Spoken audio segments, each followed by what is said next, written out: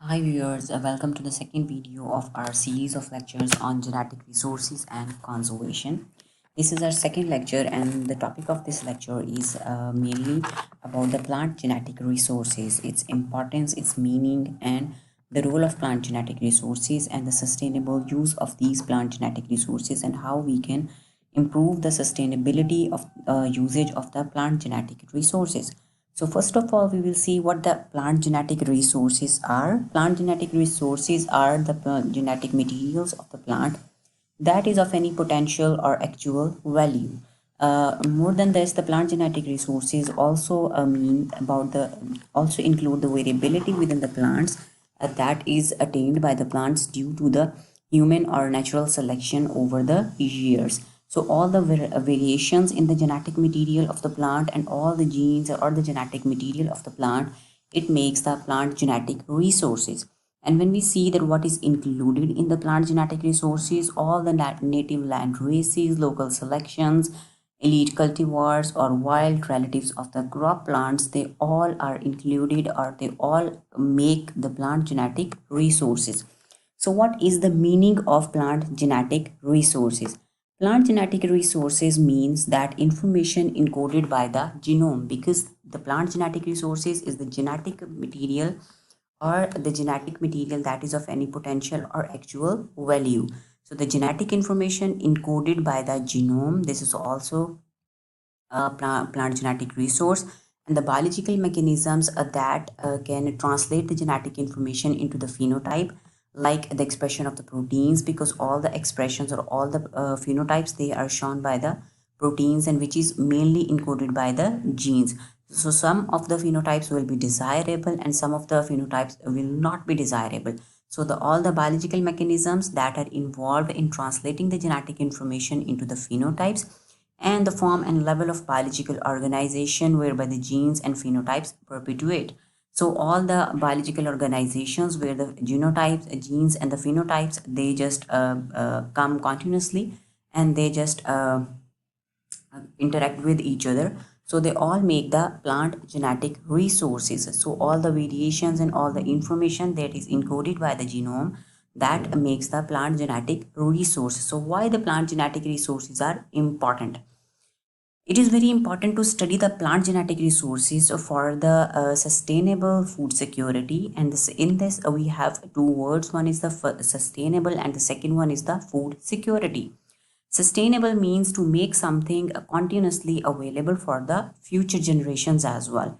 And the food security means the availability of the food for everyone, so that everyone can get enough food for themselves. So sustainable food security means that the food is available to the current generation and to the future generations as well. So when we are thinking today about the plant genetic resources, we have to use the plant genetic resources in such a way that the food production is increased and the yield of food is increased, so that our future generations and future population can have enough food for themselves. Secondly, the plant genetic resources, they also resolve the problem of narrow genetic base. The narrow genetic base means that when the plants don't have much variability, for example, if one plant is just when one such variety of a plant is just descended from one seed, so in the one seed there won't be enough variety for the population that is just originating from one seed. And if there is like self crossing or there is back crossing, then the genetic variations, they are reduced in the population and which make a narrow genetic base. When the genetic variation is reduced, the adaptability to the environment is compromised. So it means that the plants or the population of the plants that have less variability, they will be less adaptable to that their environment and their existence is just compromised. And secondly, the value of land races in plant breeding. Now we have to see what the land races are and what the cultivars are. Maybe many of you will know about this difference, but some of you may have no idea about the land races and the cultivars. The land races are domesticated local varieties that are more adaptable to the environment, while the cultivar is a shorter form of cultivated variety. This variety or the cultivars is selectively bred to have some specific characteristics. For example, if you select one of the plant from a number of plants which have a good production or which have a good height, so it depends on your desirable characteristic on which basis or on which phenotypic characteristic you are selecting that plant. So the landrace is locally adopted plant, while the landrace is a selectively bred plant that has some certain characteristics. So the value of local land races in plant breeding means that the genetic resources, which also include the land races, the native land races, they help us in plant breeding and to improve the plants and to make the new varieties more adaptable to their environment. So this was the importance of plant genetic resources. Next, we will see the role of plant genetic resources. So the plant genetic resources, they are playing a key role in the natural and man-made ecosystems. It is said that if you grow a number of plants on one specific region, then with the passage of time, some species, they will start living there and it will turn into a one specific ecosystem. So the plants, they are a major, they are very important part of that ecosystem. So either it's a natural ecosystem or it's a man-made ecosystem. And other than this, the plant genetic resources, when we are using the plant genetic resources wisely, we can modify the genetic material of the plants, and we can insert some genes, we can improve the genes, and this can help us to get more production, more desirable characteristics in the plants, and that will ultimately leads towards the good economy for the humans. And the third point is about the improvement in the traditional agriculture systems, because in the agriculture system traditionally the plants were bred not because of their molecular or genetic characteristics. They didn't see about the markers that are encoding or that are linked with the good characteristics. They were the selection of the plants was based on the phenotypic characteristics only, but the information or the knowledge of plant genetic resources will help us to improve the traditional agriculture systems and to get the plant with the desirable characteristics more quickly.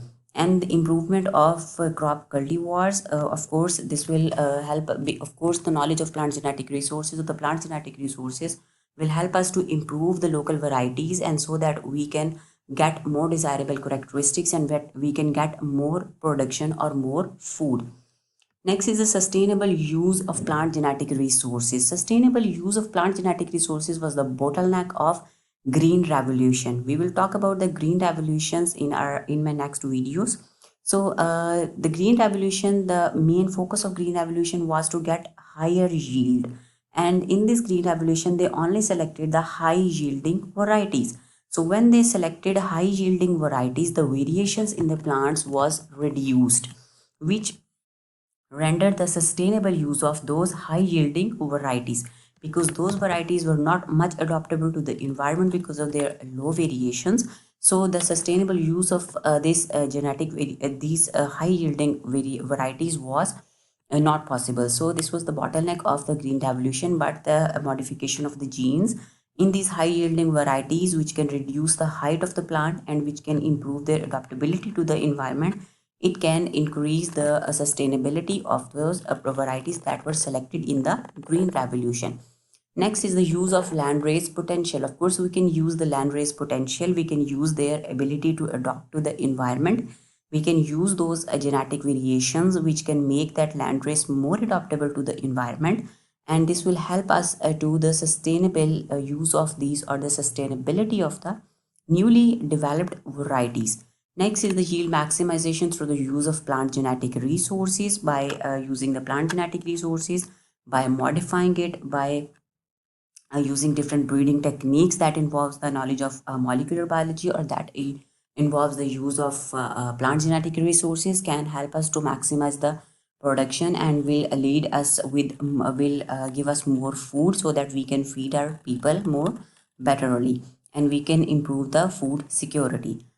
The fourth point for the sustainable use of plant genetic resources is stress breeding. Stress breeding means that when you breed a newly developed variety with a land race which is adaptable to that stress environment, and this stress can be drought, this stress can be salinity or any other stress that in which those local varieties or those local land races they are growing. When we breed the newly developed variety with that land race, this will lead to the production of a variety that will have the good characteristics or the desirable characteristics of that newly developed variety, and the stress or the adaptability to grow in the stressed environment it will get from the land race. So this is the stress breeding which makes the plant to which makes the plant able to grow in the stressed environment. So this was all about for the plant genetic resources. For my more videos, please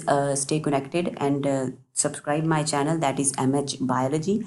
And hopefully you will enjoy these videos. These will be knowledgeable for you, and these are specifically very important for the students who are associated with the studies of agriculture, or for the teachers who are teaching these topics. So hopefully these videos will help you a lot. Okay, up till my next video. Goodbye.